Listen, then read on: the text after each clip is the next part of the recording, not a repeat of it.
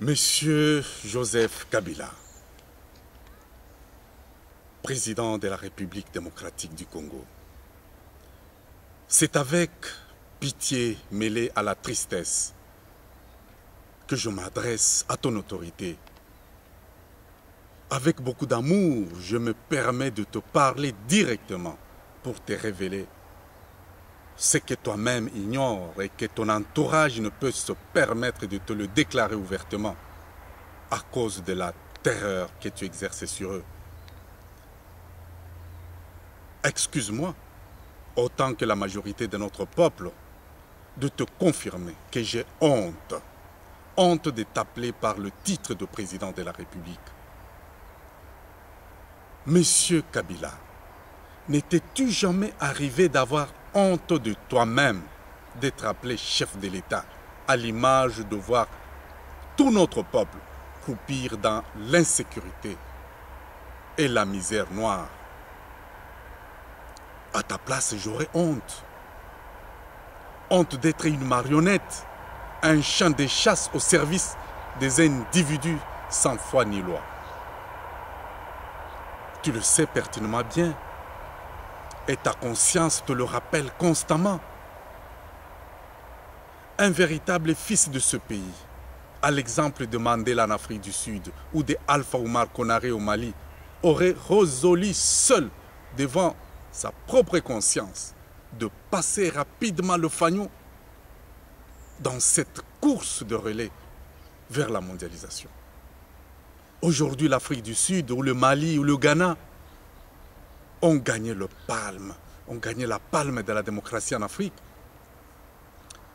Ils ont démontré qu'en Afrique, il existe aussi des humains et non des champs, comme c'est le cas dans mon pays.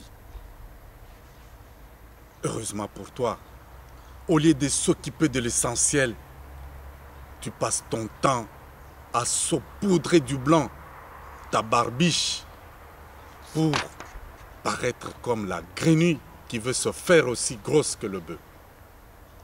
Ta conscience n'est-elle pas en perpétuelle contradiction avec toi-même? Cette inconstance psychologique est associée à un crime indescriptible contre la naïveté de notre peuple. Un peuple longtemps tenu en laisse par tes maîtres, les mêmes maîtres qui ont soutenu M. Mobutu, puis l'ont lâché et jeté au loin. Les mêmes maîtres qui t'ont dressé contre ton père nourricier que tu as abattu froidement pour usurper ce pouvoir en crachant sur la Constitution et les lois du pays. Monsieur Joseph Kabila, notre peuple a besoin de dignité à travers un leader efficace et compétent. Et vous n'en êtes pas un. Ce peuple meurt de faim et aussi de honte. Comment ne pas avoir honte de toi-même? Honte de ta personne qui ne rassure pas le peuple. Ton passé est horrible. Tes études approximatives. Ton esprit managérial balbutiant. Ton grade militaire qui est passé en un éclair de caporal au général de corps d'armée.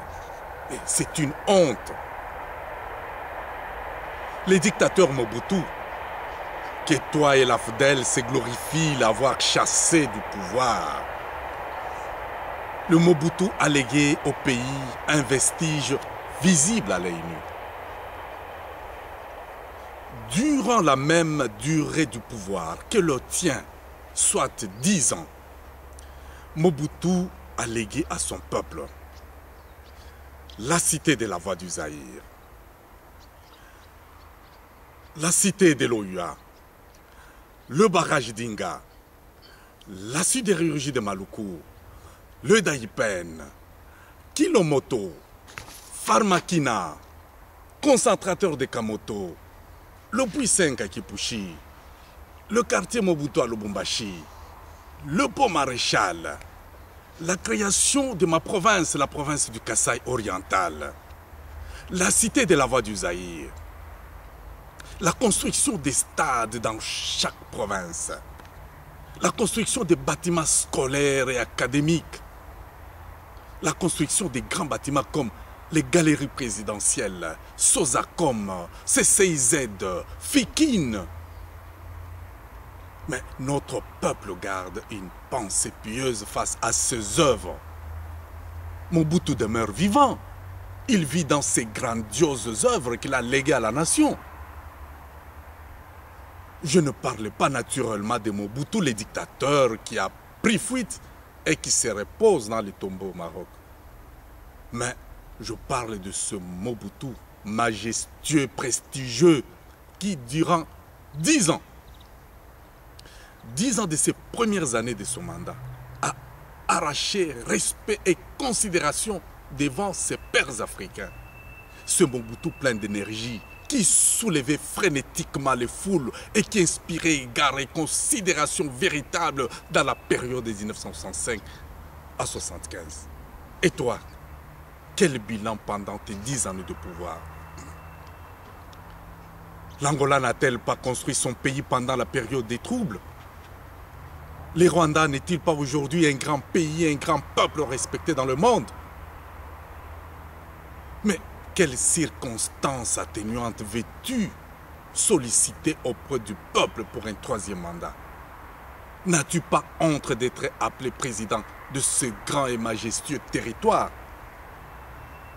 Il n'y a que des assoiffés du pouvoir. Des assoiffés du pouvoir et des fous de la trempe.